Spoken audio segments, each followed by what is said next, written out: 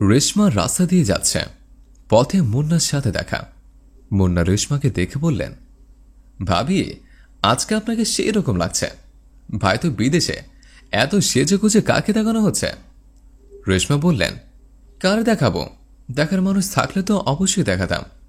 মুন্না বললেন, তোমার দেখার জন্য কত উকিঝুঁকি মারি, সেটা কি তোমার চোখে পড়ে না? রেশমা বললেন, চোখে পড়ে দেখেই তো একটু সেজে গুজে থাকে। রেশমার মুখে এমন কথা শুনে মুন্না বুঝতে পারলেন আসলে ভাবি কি চায়। মুন্না বললেন, ভাবি, ভাইয়া বিদেশ থাকে, তুমি একা একা রাত কাটাও কিভাবে? রেশমা বললেন, ওই কথা আছে না, দিন কাটে যেমন তেমন, রাত কাটে না। মন আমার কেমন কেমন, ভালো লাগে না, এই চলে যাচ্ছে আর কি। মুন্না বললেন, ভাবি, তোমারে আমার অনেক ভালো লাগে, আসলে সাহস করে বলতে পারি না।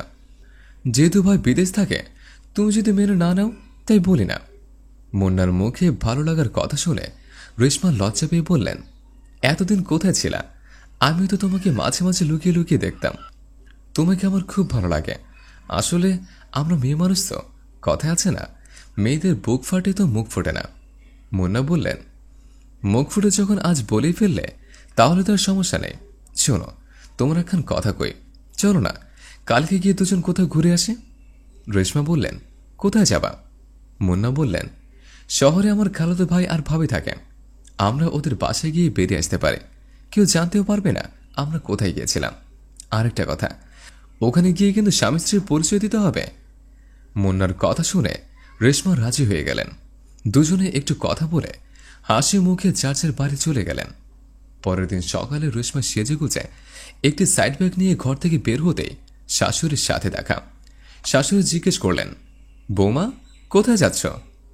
রেশমা বললেন, আম্মা, আমি একটু আমার খালাদের বাসায় যাচ্ছে, অনেকদিন যাই না তাই। রেশমার শাশুড়ি বললেন, দেখো বৌমা, তুমি বাড়ির বউ, তুমি দিন নাই রাত নাই যেখানে সেখানে চলে যাও, মানুষে তোমাকে নিয়ে নানা কথা বলে।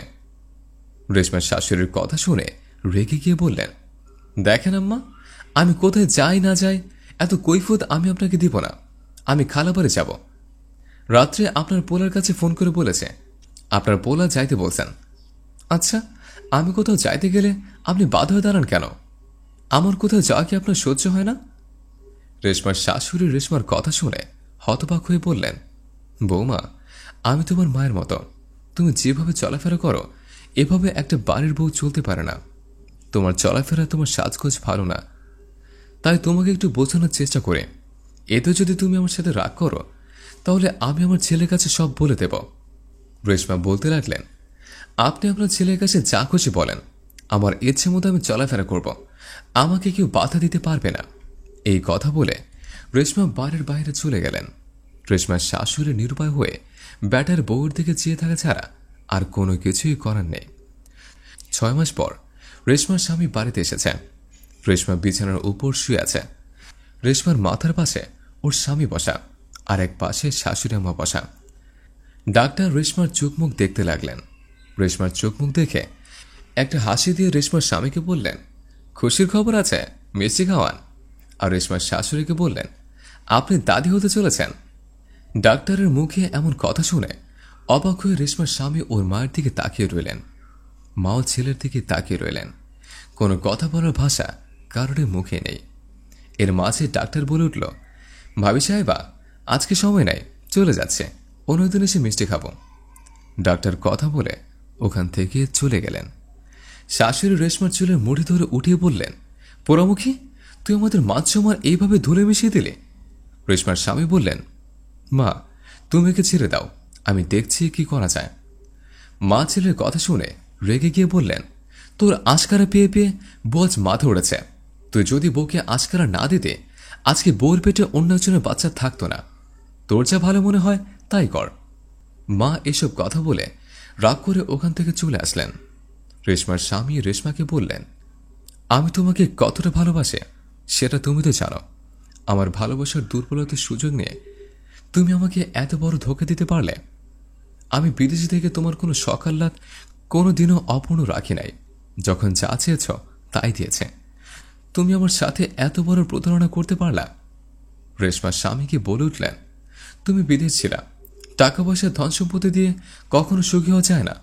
আমিও তো একটা মেয়ে মানুষ, আমারও তো মনে ইচ্ছা আছে তুমি বিদেশে থাকা অবস্থায় মুন্নার সাথে আমার একটা ভালো সম্পর্ক হয়। আমি বুঝতে পারি না যে কখন ওর সাথে অবৈধ সম্পর্কে লিপ্ত হয়েছে। আমার পেটের সন্তান আসার পরে বুঝতে পারলাম আমি কত বড় ভুল করেছি। আমার স্বামী আমাকে রেখে বিদেশ থাকে, দিন রাত পরিশ্রম করে, আমাদের জন্য টাকা পাঠায়। আমি একবার ভেবে দেখি নাই আমি আমার স্বামীকে কত বড় ধোকা দিচ্ছে। তোমাকে বোঝানোর মতো ভাষা আমার নেই। তবুও বলছে তুমি যদি বলো আমি এখনই এই বাড়ি ছেড়ে চলে যাচ্ছে, আর তুমি যদি আমাকে ক্ষমা করে দিয়ে আমাকে স্ত্রীর মর্যাদা দাও, তাহলে আমি এই বাচ্চা নষ্ট করে দিব। বউয়ের মুখে এমন কথা শুনে রেশমার স্বামী বুঝতে পারলেন আমি অল্প বয়সে একটা মেয়ে বিয়ে করেছিলাম। আমার বয়স তখন ৩০ বছরের বেশি। আমার বউয়ের বয়স ছিল তখন ১২ থেকে ১৩ বছর। অল্প বয়সে একটা মেয়ে একটা ভুল করে ফেলেছে, নিজের ভুল বুঝতে পেরে নিজেই ক্ষমা চাচ্ছে। যে ভুল করে নিজের ভুল বুঝতে পারে সেই তো প্রকৃত মানুষ। তাই রেশমার স্বামী সিদ্ধান্ত নিলেন রেশমাকে নিয়ে সংসার করবে। তাই বউকে বলতে লাগলেন, শোনা, আমি তোমার সিচুয়েশনটা বুঝতে পেরেছি। হয়তো তুমি ভুল করে ফেলেছ। তুমি যে ভুল করেছ এটা ক্ষমার অযোগ্য। আমি তোমাকে অনেক ভালোবাসি, তাই আমিও তোমাকে ভুলতে পারবো না।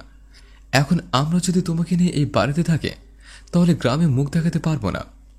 তাই তোমার বাচ্চা পৃথিবীতে আসার আগ পর্যন্ত তোমাকে নিয়ে দূরে কোথাও থাকবো, যাতে কেউ বুঝতে না পারে যে এই বাচ্চা অন্য কারো।